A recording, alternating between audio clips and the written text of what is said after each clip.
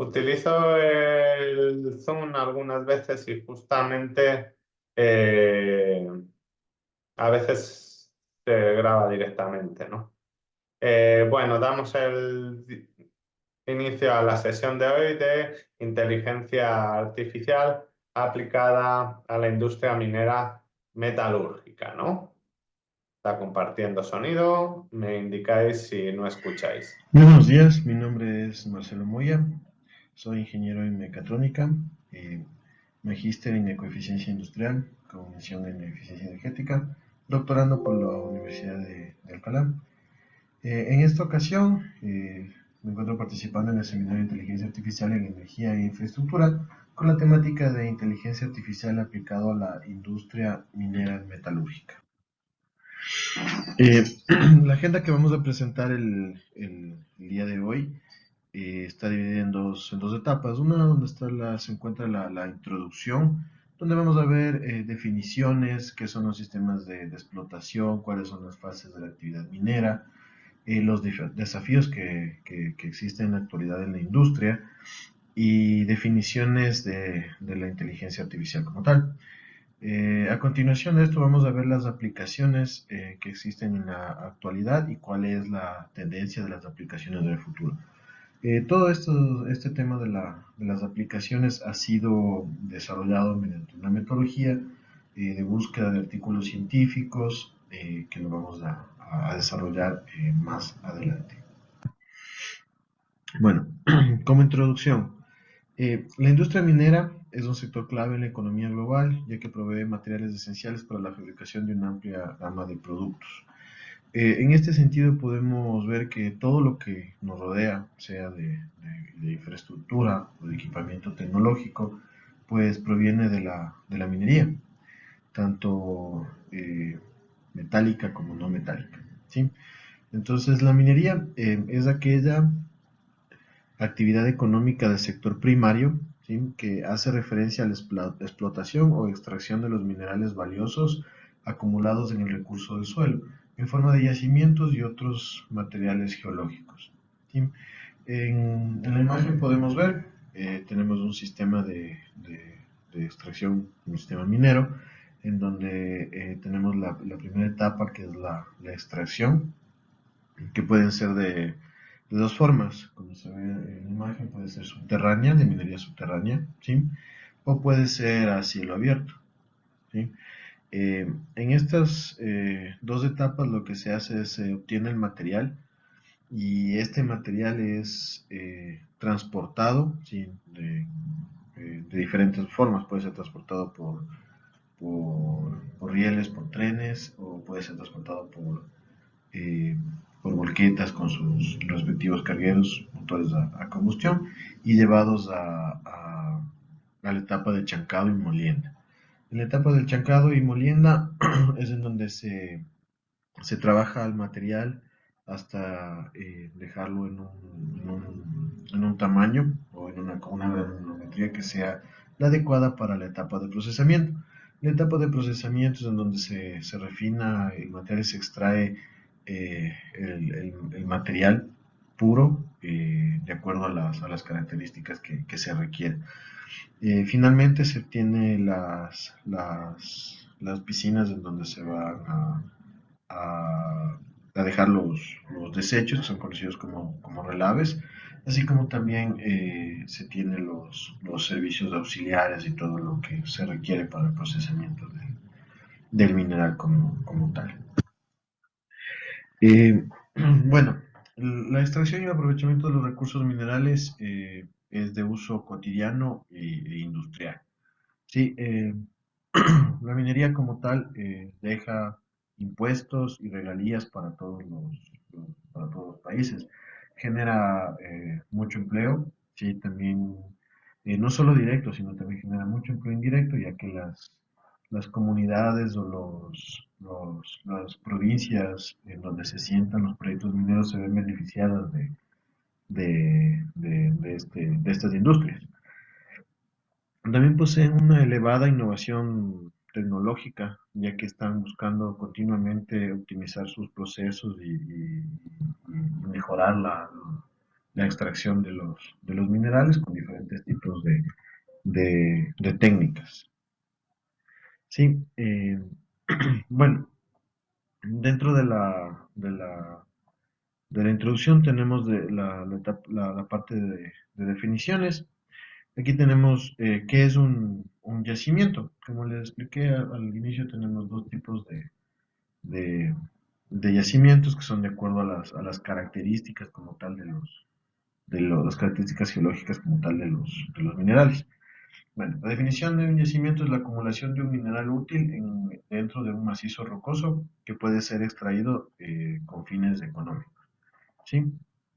Entonces, como les comentaba, tenemos todo lo que es la, la, la minería subterránea, por ejemplo, como está aquí en la imagen. Eh, Esta es donde se encuentra una bóveda donde hay oro. Entonces, se busca hacer una perforación y llegar a la bóveda de las cavernas donde se encuentra el material para empezar a extraer. Luego de que se extrae, se lleva a la planta de procesamiento, tiene su sistema de residuos y a la final va a tener la producción del material. También tenemos el sistema que es de cielo abierto, que tenemos una formación donde está el mineral acumulado. Entonces lo que se hace es se extrae toda la capa superficial, como se ve, se extrae toda la capa, se le deja en un lugar donde va a ser la disposición de este material y se empieza a hacer la extracción abierta del material. Se le lleva a las plantas de procesamiento, sus desechos van a estar en las piscinas de relaves, o en los diques de relaves y el producto final va a ser el metal procesado. Sí, dentro de los minerales, bueno, tenemos qué son los diferentes tipos de recursos, ¿no? Entonces, la concentración o ocurrencia de materiales de interés económico en o sobre la corteza terrestre de forma y cantidad con probabilidades razonables de una eventual extracción. ¿Sí? Eso es un recurso. Tenemos tres tipos, el inferido, el indicado y el medido. Los tres forman parte de reservas minerales. ¿Cuál es la diferencia? Que el inferido es posible, el indicado es probable y el medido es el probado. ¿Sí? Son, son las formas en las que se identifica o se cuantifica la cantidad de que existe de un mineral en el suelo o en una mina como tal. Sí, que vamos a ver en esta diapositiva los sistemas de explotación. Los sistemas de explotación se basan desde los yacimientos minerales. Tenemos minería que es metálica, minería que es no metálica, tenemos los áridos y pétreos. ¿Sí? Eh, ¿De qué depende este tipo de yacimientos minerales? Pues depende de las características geológicas del yacimiento, ¿sí? Y cómo se encuentra conformada. Esto también depende a su vez del entorno, si es que el yacimiento como tal es accesible hacia vías, carreteras, infraestructura, o si es que se encuentra dentro de áreas que son limitan con áreas protegidas. Sí, entonces todas esas condiciones se las analiza y se las plantea para poder desarrollar el tipo de extracción, que como lo habíamos mencionado, pueden ser a cielo abierto o subterráneo, de acuerdo a las condiciones del lugar. Para tener un sistema de explotación como tal se requiere tener ciertas facilidades. Estas facilidades son las que nos van a ayudar en el proceso de extracción y beneficio del material como tal. Entonces tenemos las facilidades para la preparación, los campamentos, las escombreras, plantas de beneficios, relaveras, eh, galerías de preparación, arranque, carga y transporte, puntos de acopio, beneficio de minerales y obtención de productos. Sí, la etapa, digamos, final de todo el sistema de explotación es el cierre y post-cierre de la mina. Esta es una, una etapa muy, muy importante y cabe mencionarle que hay que hacer un seguimiento como tal de la mina y un plan de manejo en la etapa de cierre. Entonces, eso también se lo debe de contemplar en el desarrollo del proyecto y también se lo debe de contemplar en los estudios que se pueden implementar. Sí, en función de todas las facilidades que les he comentado, viene la etapa de selección de equipos y maquinaria. Entonces, en función de todas las facilidades que se van a tener, que dependen del sistema de explotación, pues se hace una selección de equipos y su cantidad de procesamiento que van a manejar por día, por tipo de material procesado. Sí, tenemos las fases de la actividad minera, tenemos las fases muy bien identificadas, tenemos la etapa de prospección, ¿sí? La etapa de prospección busca encontrar características o indicativos superficiales que muestren que en un lugar determinado existe cualquier tipo de indicios de que hay un yacimiento mineral. ¿Sí? Entonces, en función de levantamientos geológicos, geoquímicos, geofísicos, caracterización del tipo de formaciones que hay en el lugar, pues se puede tener indicios de que en esos puntos existe concentración o mineralización de algún tipo de elemento. Luego de eso viene la etapa de exploración. Habiendo definida la posible zona en donde existen este tipo de formaciones geológicas, donde hay mineral que se encuentra concentrado, se empieza la etapa de exploración. ¿En qué consiste? Pues la etapa de exploración consiste en hacer perforaciones para ir identificando el volumen que existe exactamente del yacimiento.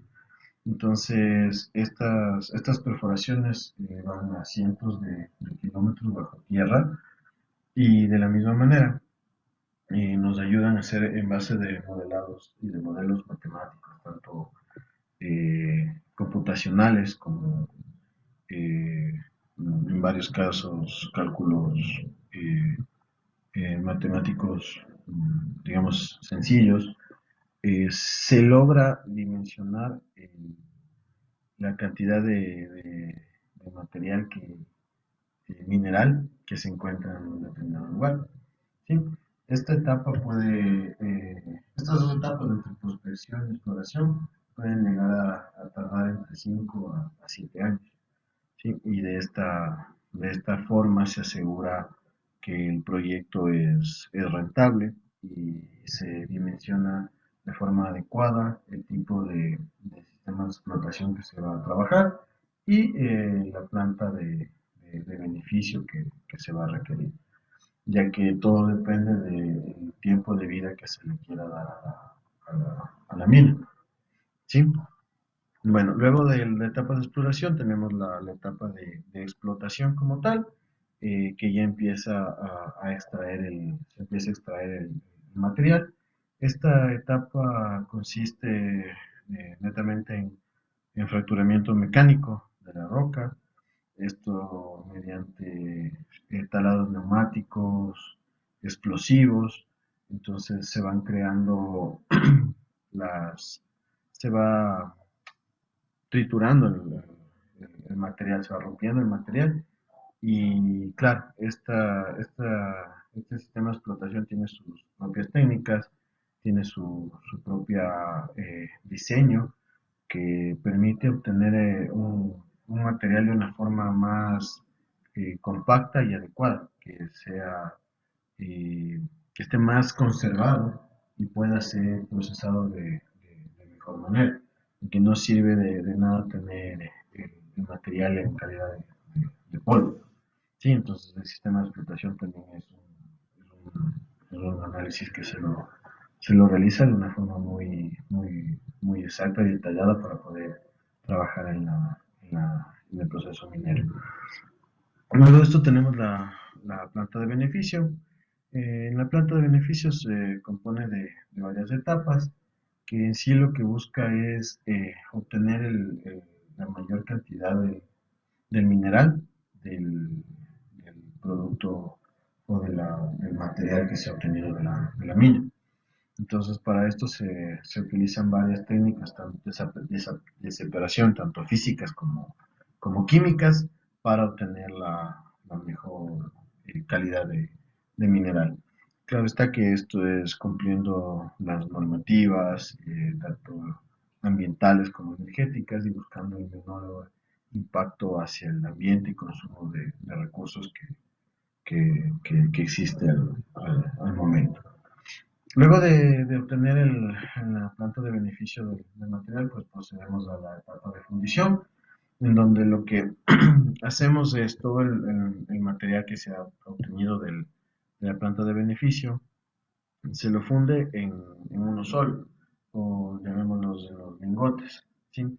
Entonces en estos lingotes ya se empieza a concentrar todo el material que se ha ido obteniendo en las diferentes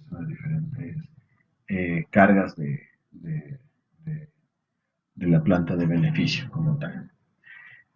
Bueno, luego de esto tenemos la etapa de refinación, que es una etapa en la que se obtiene el material más puro que de todo el proceso. Se busca obtener el material más puro, de la misma manera que se utilizan técnicas un poco más avanzadas, técnicas tipo químico, que nos permite generar el material concentrado con la mayor pureza posible. Finalmente tenemos la etapa de comercialización, que se encarga de vender el material al precio que se encuentra en el mercado hacia las casas especializadas en la venta, en el caso, por ejemplo, del oro, o de los diferentes materiales, cobre. eh, Se le envía a las productoras de- y procesadoras de la industria que lo requieren. Entonces ellos son los que compran o adquieren estos minerales. Finalmente tenemos el cierre y el poscierre de las minas, que como les mencionaba merecen un plan de manejo ambiental, que en la línea del tiempo lo que se busque es tratar de minimizar ese pasivo ambiental que se deja ahí, que se genera a través de la mina, que se busque recuperar el lugar en donde fue diseñado el sistema de explotación, y también monitorear y mantener las condiciones adecuadas de acuerdo a lo que se planificó. Bueno, dentro de lo que hemos conversado hasta el momento, podemos destacar los siguientes desafíos que tendría la industria minera. Uno, tenemos una demanda de minerales en un futuro que deben ser bajos en carbono. Sí, entonces la industria tiene que seguir innovando en sus procesos y en su manejo de la energía, para que su producción no puede ser neutro en carbono, pero sí baja en carbono. ¿Sí? Optimización de procesos, apoyarse en la tecnología que se ha desarrollado al momento, para poder cada vez extraer una mayor cantidad de mineral del material que ingresa a las plantas de beneficio. ¿Sí? Este es un análisis muy importante, en el cual se incurren temas de metalurgia, balances de masa, balances de energía, balances metalúrgicos, usos de químicos, usos de recursos como el agua, uso de energía. Sí, entonces hay varias aristas en las cuales se puede trabajar. También a la par lo que busca todas las industrias es disminuir sus costos de producción para maximizar sus ganancias. Eso es un desafío de toda la industria como tal. A la par, como les mencionaba, la disminución en el consumo de agua, ya que el proceso como tal requiere de unas cantidades elevadas de agua, pues la optimización y el buen uso del recurso es muy importante para tanto los costos de producción como para en realidad el medio ambiente. ¿Sí? La disposición y el control de los residuos mineros, como les he mencionado, los relaves. eh, Hay que tener un sistema de monitoreo que permita saber cómo está la estructura del dique principal, cómo está la estructura del relave, cómo se está comportando, si sus niveles están de humedad, si sus niveles freáticos están acordes al diseño proyectado. Entonces se los debe de mantener en un constante monitoreo. Por ejemplo, la aplicación del blockchain en los procesos productivos y usos finales nos permitiría obtener una trazabilidad del producto como tal, desde su extracción de la mina hasta su uso final en la etapa de comercialización, en donde podamos saber exactamente desde dónde salió, en dónde fue procesado y qué intermediarios nomás tuvo para la venta. El tema de la seguridad jurídica, que es muy controversial, ya que todos los proyectos mineros, en su mayoría, eh, siempre, digamos, tienen que pasar por varias etapas, que cada etapa toma sus años, como les mencionaba. En la etapa de exploración podemos estar entre 5 a 7 años, entonces requieren de grandes cantidades de inversión, de recursos. eh, y la tasa de retorno de estos recursos que se invierten en esas fases, pues toma su tiempo, ¿sí? Al momento en que ya empieza en fase de producción, pues empiezan a ver los resultados y comienza a recuperarse la inversión, pero esto no va a ser de forma inmediata. Entonces, las empresas requieren que exista una normativa clara, que existan contratos, concesiones, que sea todo, que esté normado y que sea reglamentado para que tengan la seguridad de realizar sus inversiones en estas áreas. Sí, un desafío que existe en todo el mundo, pues son las actividades mineras del tipo informal y ilegal, que es un mal que se acarrea en los diferentes países. A la par también esto requiere de la creación de políticas de transición hacia la industrialización, ¿sí? Ya que muchas veces la pequeña minería o la minería artesanal se ve afectado, se solapa, se esconden los informales, los ilegales. Entonces, una de las soluciones que se propone es generar una transición de esa pequeña minería, de esa minería artesanal, hacia un sistema ya industrializado, ¿sí? Donde se acoplen a las normativas, a reglamentos y a sistemas de producción de alta calidad. Eh, y finalmente, y uno de los más importantes desafíos que se es todos los temas de los conflictos sociales, ya que normalmente las tierras o los lugares donde se encuentran los proyectos mineros, existen varias comunidades pueden ser ancestrales o pueden ser asentamientos que ya tienen varios años, que pueden sentirse afectados por el sistema de explotación. En tal caso, lo que se busca es que exista un ganar-ganar, tanto para la sociedad como tal, y como para la empresa.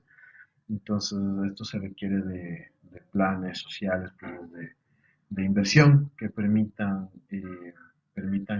generar una interacción con las comunidades, una interacción con la empresa y que se pueda dar un seguimiento adecuado y un sistema adecuado de trabajo entre todos. Bueno, eso fue la introducción y un pequeño resumen respecto a lo que es la breve rasgos de lo que es la minería. Ahora vamos a hablar un poquito de la inteligencia artificial y ahí vamos llegando a lo que nos llama más la atención después de todo esto, cómo lo vinculamos. Sí, entonces, bueno, ¿qué es la inteligencia artificial? Es el uso de algoritmos y modelos matemáticos para automatizar tareas que requieren inteligencia humana. ¿Cuáles son este tipo de tareas? Pues son la toma de decisiones, el reconocimiento de patrones, el aprendizaje de máquina, entre los principales que podemos mencionar.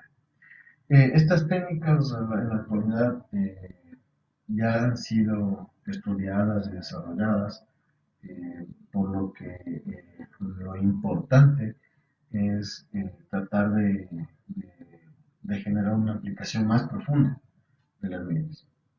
Es por esto que en la industria minera la inteligencia artificial se está aplicando en áreas como la exploración de minerales, la optimización de los procesos de extracción, la gestión de los residuos, la planificación de la producción y la seguridad en los lugares de trabajo.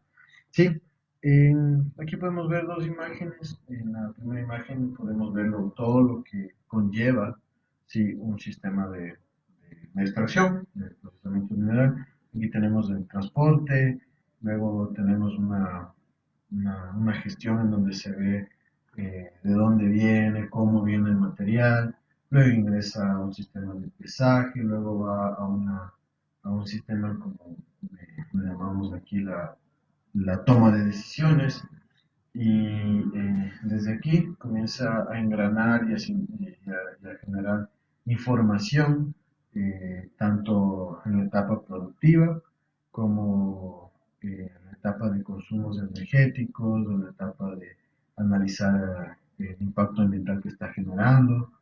Sí, y todo esto para tener información para toma de decisiones, información para análisis de calidad, históricos de producción, que es lo que me va a permitir es justamente optimizar todos los procesos diseñados. En la imagen de la parte derecha, pues tenemos una red neuronal, sí, una neurona de N capas, donde podemos, de salidas, donde podemos ver cómo trabaja la red neuronal, cómo trabaja un sistema neuronal. Sí, entonces, dado esto, empezamos a revisar las redes neuronales según el número de capas. ¿Sí? Entonces, la primera red neuronal como tal fue el perceptrón. Entonces, fue introducido en 1958 por Frank Rosenblatt.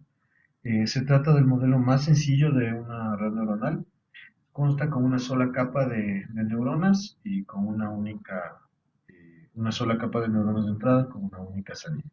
¿Sí?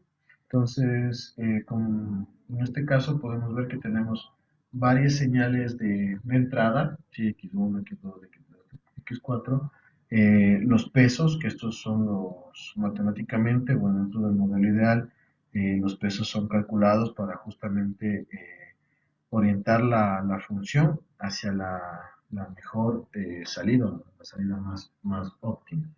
En este caso, todos estos pesos, estas señales se unen en una sumatoria y van a trabajar en conjunto con una función de activación para tener la salida, el tipo de salida esperada, ¿sí? Del sistema. Luego de esto, tenemos el perceptor multicapa, que es una red de alimentación hacia adelante compuesta por un número n de neuronas de entrada, que las podemos llamar sensores. Tenemos otra capa formada por m neuronas de salida y un número determinado de capas ocultas. Entonces, ¿qué es lo que trabaja el perceptor multicapa? Pues Asimismo, como nosotros podemos ingresar varias n entradas, vamos a tener n salidas y va a existir la cantidad de capas ocultas que se requiera para poder obtener una capa de salida o las salidas necesarias con el menor error respecto a la capa de entrada. ¿Sí? Eh, Luego de esto tenemos las redes neuronales artificiales según su topología de red. ¿Ya? Entonces, dentro de esto tenemos las redes neuronales convolucionales, las CNN. eh, ¿Qué dice este tipo de red? Pues las neuronas no se unen entre sí, ni entre capas siguientes, solo con subgrupos especializados optimizando su ejecución. ¿Sí? Entonces, ¿qué es lo que busca la red neuronal convolucional? Identificar los parámetros o las características que tenga una cierta cantidad de datos, ¿sí? Para asociarlos de forma mucho más eficiente y mucho más rápida. ¿Sí? Todo esto está dado desde que empieza por su capa de partida hasta sus capas de convolución, reducción, hasta llegar a la- al, al- al dato deseado, ¿sí? El valor que requerimos encontrar. ¿Sí? Luego de esto tenemos las redes neuronales recurrentes, las RNN. No requieren una estructura de capas, sino que permiten conexiones arbitrarias entre todas las neuronas. Inclusive pueden crear ciclos, con esto se consigue crear la temporalidad, permitiendo que la red tenga memoria. ¿Sí? Entonces, este tipo de neuronas lo que ya empiezan a hacer es a manejar el entrenamiento, ¿sí? De una forma memorizada. ¿Sí? Entonces, a la par, mientras van aprendiendo, van memorizando cuál fue el último estado en el que tuvieron el mejor resultado y se retroalimenta. ¿Sí? Eh, Redes neuronales según su topología, pues tenemos las redes de base radial, tipo RBF, como la que está aquí en la imagen. ¿Sí? Este tipo de redes aplican funciones de base radial como funciones de activación. La salida de la red es una combinación lineal de funciones de base radial y parámetros neuronales, como los pesos. ¿Sí? Las aplicaciones son diversas, como por ejemplo la aproximación de funciones, la predicción de series temporales y redes de clasificación. Otra clasificación que tenemos son de acuerdo a los tipos de aprendizaje. Es importante destacar este apartado porque es una de las maneras digamos, más importantes en las que se las trabaja las redes neuronales. Tenemos el aprendizaje supervisado, que es un proceso que se realiza mediante un entrenamiento controlado por un supervisor que determina la respuesta que se debe de generar para cada entrada. El supervisor controla la salida y si esta no es correcta, modifica los pesos de las conexiones con el fin de que la salida obtenida se aproxime a lo deseado. Esto es lo que les mencionaba en las redes anteriores, en algunas de ellas, en donde es muy importante que la salida tenga el menor error, sea lo más cercano a lo que nosotros estamos buscando dentro del entrenamiento, pero esto, claro, está dado por el experto como tal, por el supervisor, que es el que está manejando toda la información y está controlando qué datos está ingresando, cuáles son los pesos, qué función de activación se está utilizando. ¿Sí? Entonces, ese es el aprendizaje supervisado. Luego tenemos el aprendizaje por corrección de error, que se encarga de ajustar los pesos de las conexiones de la red en función del error cometido. Es decir, la diferencia entre los valores esperados y los obtenidos. Entonces, este sistema de aprendizaje pues ya viene de un entorno en el que se busca autocorregir, se busca llegar al menor error posible entre cada iteración. ¿Sí? Los algoritmos más comunes pues es el perceptrón, que lo vimos que era la interconexión entre en el número de entradas, en el número de salidas y varias capas ocultas, ¿sí? Entonces, eso se entrelazan todas y se puede, el sistema busca tener calcular los pesos y obtener el menor error posible. Tenemos el delta o mínimo error cuadrado, conocido por el LMS, que es el mínimo error cuadrado. El sistema backpropagation, que es uno de los más comunes eh, en el trabajo de autoaprendizaje, ¿sí? Ya que es una retroalimentación, de acuerdo a lo que tenemos en la salida de la red neuronal, esto se retroalimenta hacia los cálculos de los pesos de las entradas para seguir optimizando el análisis. Adicional a esto tenemos el aprendizaje estocástico, que como su nombre lo indica, o sea, realiza cambios de forma aleatoria sobre los pesos, calculando la predicción y cada vez va mejorando su desempeño, o sea, va disminuyendo su error hasta que llegue al mejor resultado estimado. Si esto lo realiza de forma aleatoria, no existe una retroalimentación o un control, digamos, por parte de un supervisor, ¿sí?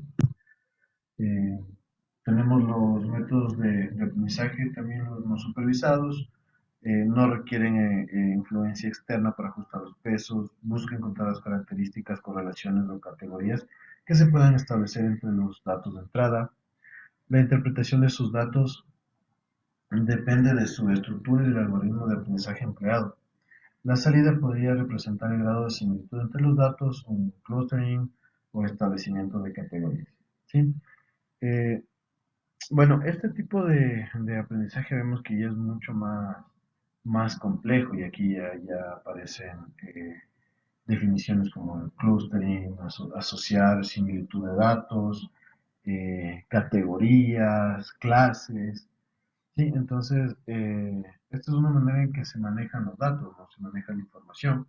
Siempre se busca agrupar la información o tratarla de acuerdo a ciertos atributos, de acuerdo a ciertas características, y en función de eso, identificar un parámetro o un valor que les haga general, o sea, que sea símil para todos.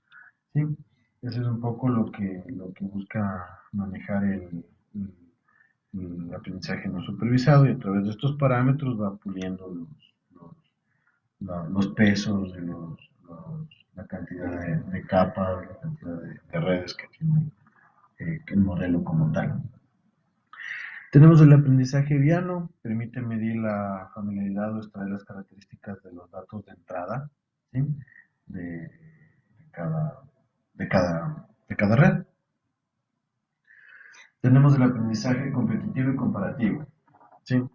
Permite realizar clasificaciones con los datos de entrada. La forma de actuación consiste en ir añadiendo elementos de una clase, lo que mencionaba, ya comenzamos a identificar este tipo de términos, lo que son una clase, y claro, si es que esta clase es nueva, se determina que el peso y por lo contrario, si esta clase ya no es nueva, pues se le va a asociar con una clase que ya tenga creado sus propios pesos, ¿sí?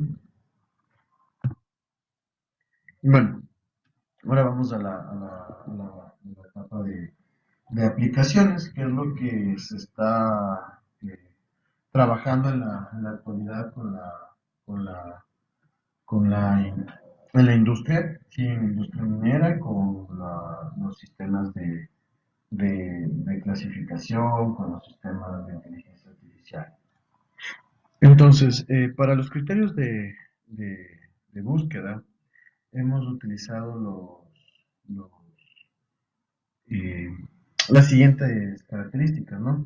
Primero se ha buscado en bases de datos científicas, eh, tipo Scopus, tipo Q1, Q2, Q3, donde tengamos características como el número de autores, años de publicación, por ejemplo, que vengan desde el año 2019, ¿sí?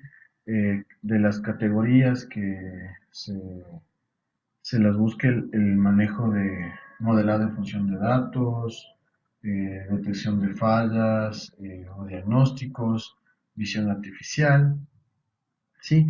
Todas estas características son lo que se decidió buscar para identificar los trabajos que son los que se están realizando actualmente o hacia dónde tienden las líneas de investigación para desarrollar estas tecnologías. ¿Sí? Entonces, dentro estos estudios se definieron los criterios de búsqueda. Entonces tenemos por técnicas de clasificación, tenemos eh, las técnicas de clasificación, técnicas de regresión, ¿sí?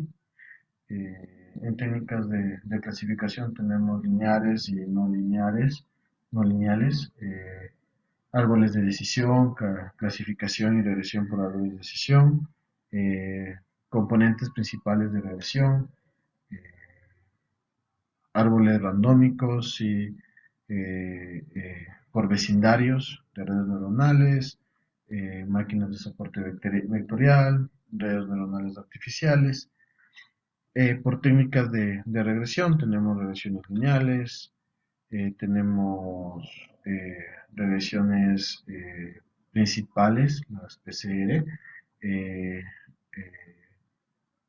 las regresiones eh, parciales, de cuadrados parciales, árboles de decisión, igual de la misma manera con aleatorios, máquinas de soporte vectorial, machine learning, extreme, eh, el stream learning como tal, y las redes neuronales artificiales.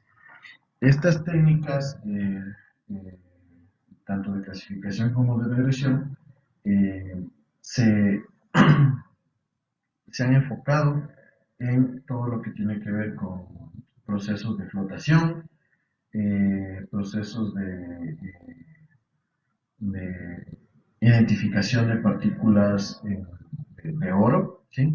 O procesamiento también de las partículas de acuerdo a la granulometría, circuitos de concentración, circuitos de hornos, hidrometalurgia, separaciones físicas, separaciones químicas, ¿sí? Todos estos estudios han sido implementados mediante datos experimentales, mediante datos simulados, datos industriales y tenemos también datos con implementaciones industriales. Sí, esos son los criterios de búsqueda que se han trabajado, se han utilizado para encontrar. Entonces vamos a empezar todas las aplicaciones con el modelado basado en datos en el procesamiento de minerales. ¿Sí? Entonces, uno de los desafíos para el modelado basado en datos de procesos industriales complejos es el resultado directo de la naturaleza de los datos del proceso. ¿Qué quiere decir? Que lo complejo del mismo proceso industrial como tal son sus resultados y cómo los medimos, cómo los podemos cuantificar y cuán exactos pueden llegar a ser estos datos. Necesitamos tener esta información que sea clara, concisa y que se la pueda procesar. O sea, tiene que tener sus intervalos de medición, tienen que estar completas las series. Y esto es lo que justamente es un reto. O sea, la frecuencia de medición, que se encuentren disponibles todo el tiempo, ¿sí? Y que no existan ruidos ni valores atípicos, que exista una correlación entre los datos, que sus tasas de muestreo sean significativas y que nos permitan modelar, que nos permitan generar modelos confiables para poder hacer sistemas de predicción o sistemas de análisis de información. ¿Sí? Entonces, como podemos ver, en las entradas tenemos mediciones tanto de, por ejemplo, flujos, temperaturas, presiones, caudales, ¿sí? El modelado, las técnicas de modelado de acuerdo a lo que se quiera trabajar, de acuerdo a lo que se quiera encontrar o optimizar, ¿sí? O al tipo de aplicación que se le quiera dar. Tenemos los PCA, los PCR, las PLS, las KNN, eh, los clustering, el CAD, EDF, máquinas vectoriales, redes artificiales, entre otros. ¿Sí? En la salida, lo que les comentaba, mediciones que son a veces un poco complejas de obtener, por ejemplo, composición de los minerales, composición del material en la salida que se obtiene, tamaño de distribución de las partículas, la carga que se tiene de tal vez de agua o carga de algún químico, y fallas de los equipos, fallas de los procesos como tal. ¿Sí? Entonces, en función del modelado en base de datos, tenemos o hemos encontrado los siguientes, eh, bueno, digamos, nichos de investigación o mercado donde se puede aplicar técnicas de inteligencia artificial. Entonces tenemos predicción de variables que se miden con poca frecuencia o difíciles de medir como una función de variables que se mide con frecuencia. ¿Sí? Como les mencionaba, o sea, en la salida tenemos el material, la granulometría del material. Es una forma, es difícil de medir, por eso podemos datarle a la entrada, por ejemplo, valores de caudal, de flujo, temperatura, pesos, masas, que sí se los puede obtener con instrumentación que existe en el mercado. Tenemos predicción de la capacidad de molienda del carbón en función de análisis estándar. Predicción de indicadores de rendimiento del molino en función de las mediciones del proceso. Predicción de indicadores de rendimiento de flotación en función de las mediciones del proceso. Predicción de variables de calidad del horno en función de las mediciones del proceso. Predicción de la composición elemental basada en la espectroscopía de reflectancia en flotación utilizando el método de mínimos cuadrados parciales. Reconocimiento de minerales de partículas individuales en muestras de lodos de mineral mediante procesamiento de imágenes multiespectrales. Predicción del rendimiento de hidrociclones usando redes neuronales artificiales. Enfoque multivariable para la predicción en línea de la densidad de nodos en el molino y el volumen en el molino de bola en función de los datos directos del sensor, tanto de bola como los nodos. Estimación en línea del valor de pH para la flotación de la espuma de bauxita basada en redes neuronales artificiales múltiples adaptables. Predicción de la vida útil restante de los revestimientos de molinos utilizando redes neuronales artificiales. Reconocimiento de las condiciones de inundación y hundimiento en el proceso de flotación, de acuerdo al nivel superficial de la espuma y análisis cualitativo de tendencias QTA. ¿Sí? Eso sería para la aplicación en modelado basado en datos por procesamiento. ¿Sí? Tenemos también la predicción de eventos sísmicos en la minería de carbón y el aislamiento del impacto en las propiedades de las rocas y la configuración operativa en el rendimiento y procesamiento de minerales. ¿Sí? Entonces, de todos estos estudios, todas estas aplicaciones que se han presentado, podemos ver que 21 de estas técnicas han sido desarrolladas con datos experimentales.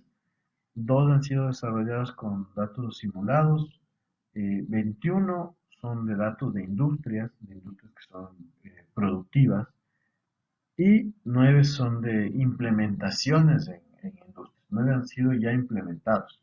¿Sí? 9 de estas técnicas ya han llegado a un nivel industrial donde se encuentran implementadas. También tenemos nuestras referencias de donde han sido obtenidos los estudios, las aplicaciones que se les está dando. Bueno, dentro, como les mencioné, la primera etapa fue el modelado en función de la data. Ahora vamos a analizar la detección y el diagnóstico de fallas.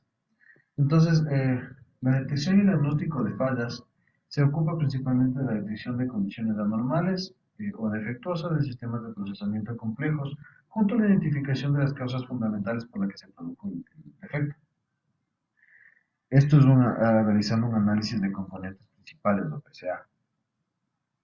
Cuando se realiza sobre una base de datos históricos en lugar de modelos básicos de un sistema, también se denomina monitoreo de proceso estadístico.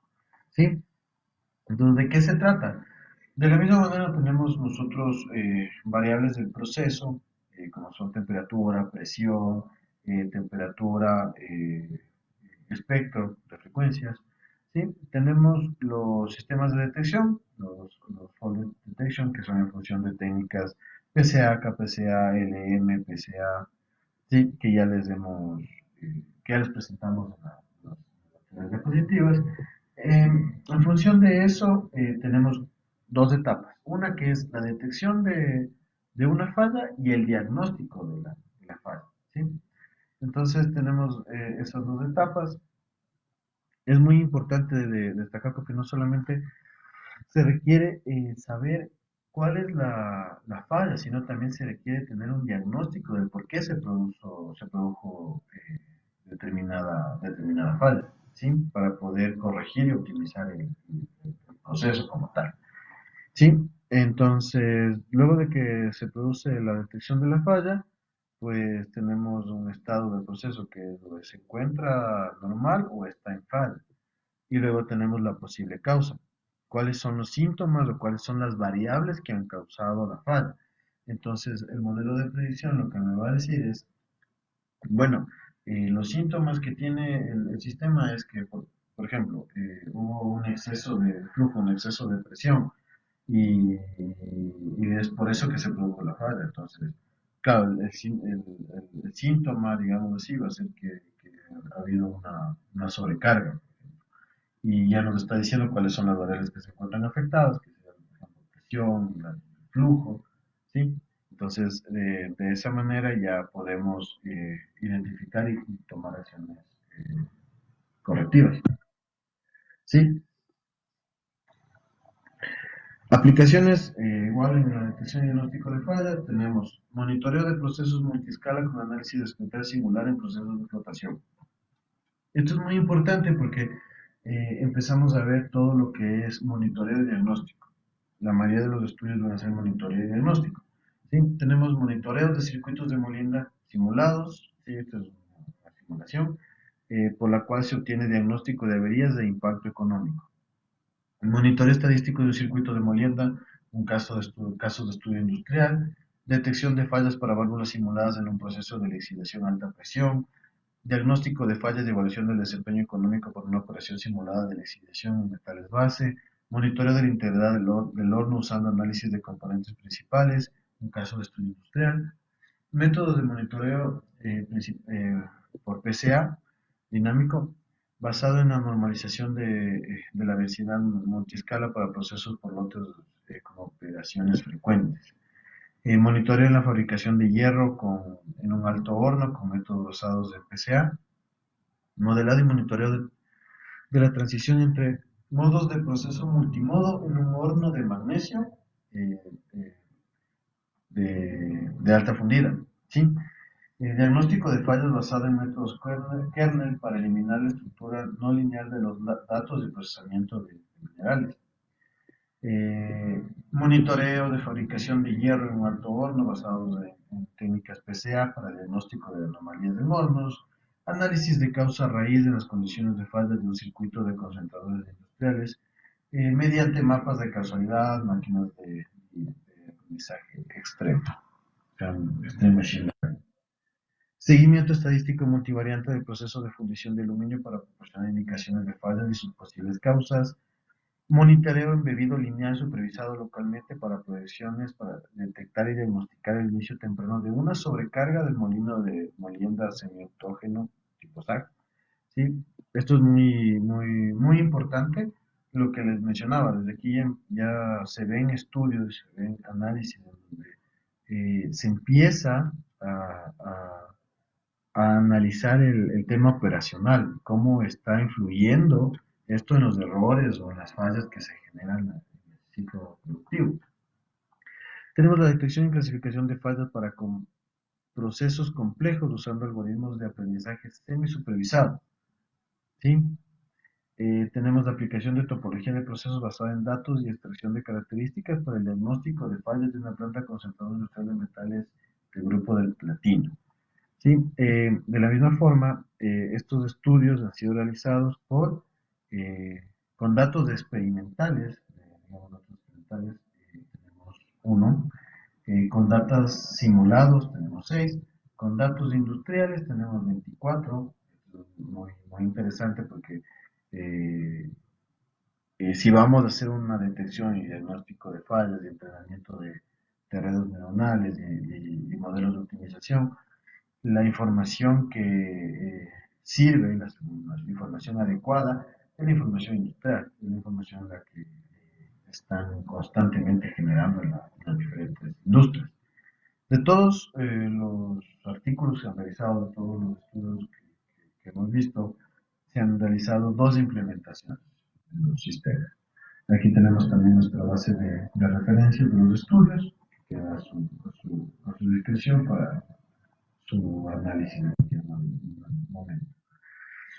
Ahora vamos con aplicaciones de visión artificial. Pues bueno, la visión artificial como tal son la aplicación de técnicas de aprendizaje automático a imágenes y videos en lugar de utilizar datos numéricos de instrumentos montados en campo. Los datos de imagen presentan un desafío significativo para cualquier técnica analítica debido a la naturaleza de su dimensión, de una gran cantidad de información concentrada en píxeles. ¿Sí?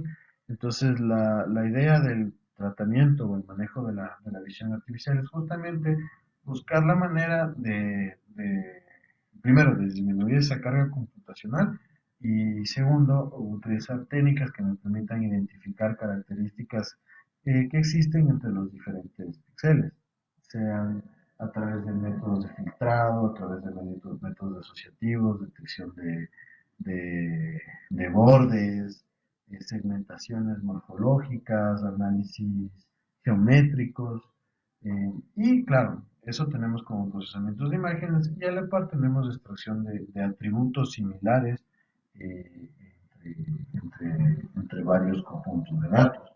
Entonces, de esta manera lo que podemos hacer es encontrar son similitudes. Vamos buscando similitudes entre un conjunto de datos, entre un conjunto de datos, digamos, entre una imagen y otra imagen, que justamente me permita identificar parámetros en común y realizar nuestros análisis a detalle. Entonces, las aplicaciones que existen en la actualidad, pues sistemas de visión artificial para la estimación de distribuciones de tamaño por peso de partículas en la caliza, analizadores de tamaño de burbuja en línea para la zona de recolección de máquinas de flotación, mejora de la medición del tamaño de partículas utilizando imágenes multiflash, clasificación histológica de rocas utilizando características multi-escala de Gabor a partir de sus imágenes y votación con información de contorno de roca. Estimación de la ley del mineral mediante selección de características y la votación mediante la detección de límites en el análisis de imágenes digitales. Aplicación de técnicas para el procesamiento de imágenes y redes neuronales de base radial para la selección y clasificación de minerales de oro. Un enfoque de la visión artificial para la estimación en línea de la composición del mineral bruto en cintas transportadoras.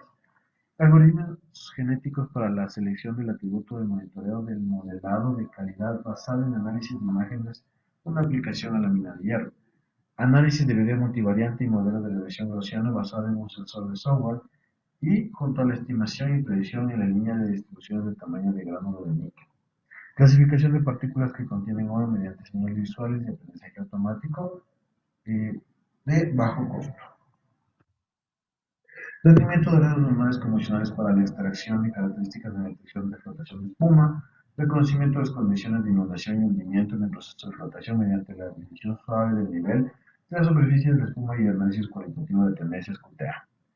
De la misma manera como este es un tema, digamos, que se basa en una gran cantidad de datos, de imágenes específicas y repetitivas que se requieren para los entrenamientos, entonces podemos ver que la mayoría de estas técnicas son generadas mediante experimentación, mediante análisis de estudios de laboratorio.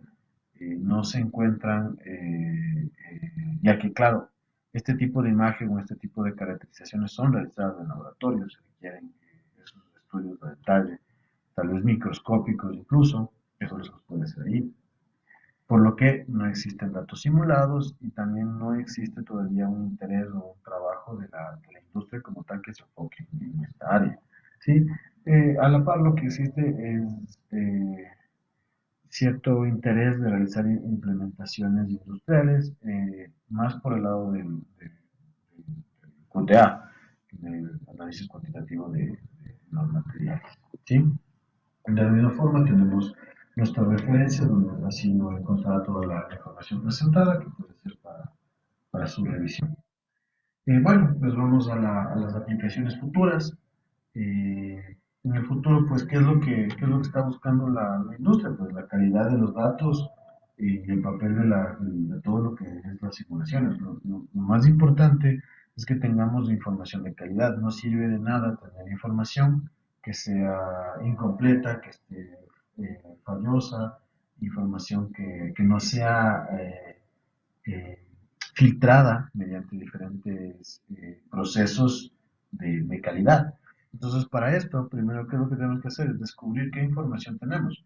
Entonces, se debe de identificar y medir la calidad de datos. Luego se debe perfilar.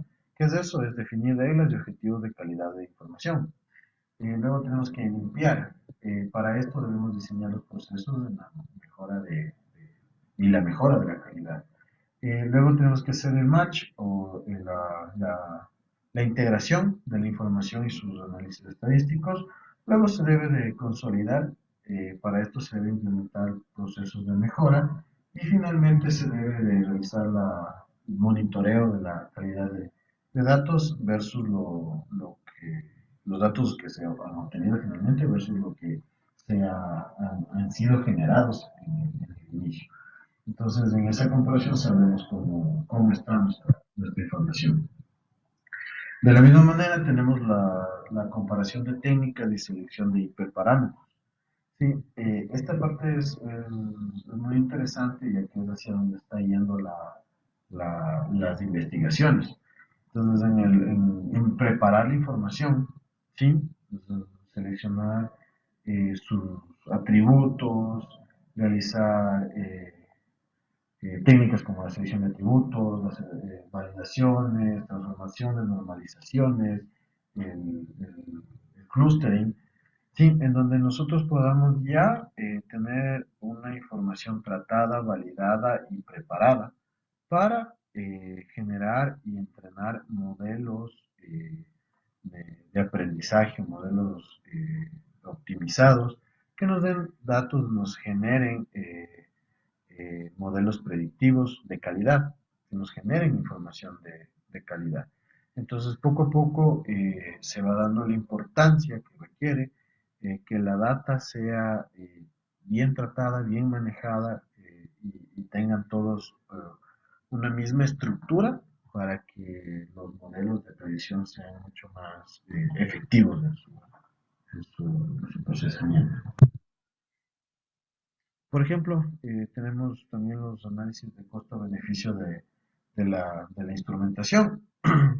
Es muy importante ya que si tenemos los datos tanto de entrada como de salida de determinados procesos, de determinados procedimientos, podemos optar por no instrumentar ciertas partes del proceso, ya que tenemos la información necesaria, que pueden ser sensores o instrumentos virtuales, que en función de estos modelos y de la información con la que han sido entrenados estos modelos, podemos generar el comportamiento en cada cada etapa de estos elementos. Entonces, se puede manejar eso también para disminuir los costos de una instalación como tal. Y pues tenemos la aplicación industrial en la investigación de aprendizaje automático.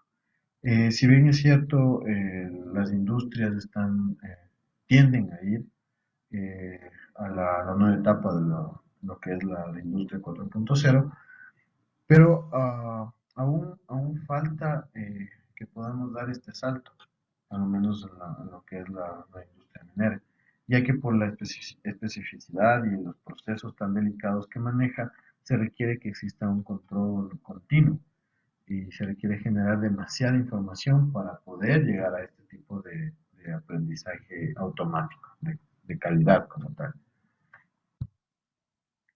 Eh, los ingenieros de procesamiento de minerales del mañana van a ser las máquinas, ¿sí? Finalmente, con toda la información que se está creando, se está generando, poco a poco se van a ir los procesos optimizando, van a ir los procesos siendo más eficientes en el consumo de los recursos, ¿sí? Pero todo esto depende de la calidad de información que ahora vayamos generando, vayamos creando con la instrumentación, con el levantamiento adecuado de la información. Esto en el futuro nos va a permitir que podamos automatizar, que podamos generar sistemas de aprendizaje automático, que al final lo que va a generar o va a permitir a las industrias obtener muchas más ganancias, obtener un menor uso en los recursos naturales, un menor uso en los recursos energéticos, ¿sí? Y a la par también se va a requerir una mayor demanda de mano de obra cualificada, ¿sí? Y que la gente que está preparada para poder operar esta maquinaria, para poder operar este tipo de modelos, va a ser solo un determinado sector que sea cualificado y entrenado en el mismo. Bueno, les agradezco mucho por la atención prestada. Si tienen alguna consulta adicional, pues mi correo electrónico está en la primera presentación. Bien, muchas gracias. Bueno, tienen ahí en la primera presentación el correo de Marcelo. Muchas gracias por haber participado el día de hoy. Todos estos ponentes de estos días son tesistas aquí de la universidad y algunos trabajan conmigo, ¿no? Si les interesa algún tema, pues tengan por favor el acercamiento. Un gusto haberles tenido el día de hoy. Nos estamos viendo la semana que viene, el día 24, para ver una presentación de inteligencia artificial en almacenamiento de energía con materiales de cambio de fase. Un gusto, nos estamos viendo. Chao, chao, Maricruz. Chao, chao, Daniel.